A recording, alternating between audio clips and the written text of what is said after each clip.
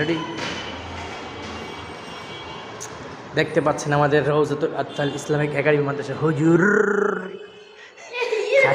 খায়া গেছে গাজর।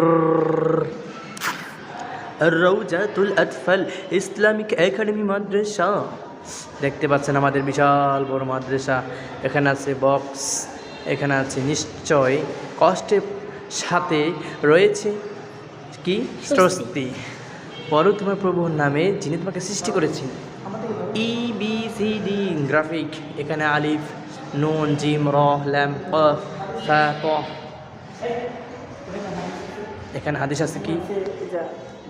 হাদিসটা বলেন। রাসূল সাল্লাল্লাহু আলাইহি ওয়াসাল্লাম বলেছেন, যে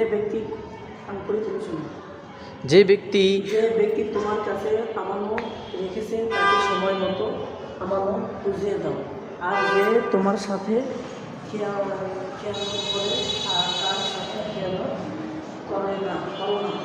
আর হাদিস রাসূল সাল্লাল্লাহু আলাইহি ওয়াসাল্লাম বলেছেন, একটি যুগ আসবে যখন মানুষ উপার্জন করতে একথা চিন্তা করবে না যে আমি হালাল পন্থায় উপার্জন করছি কিনা তা হারাম পন্থায়।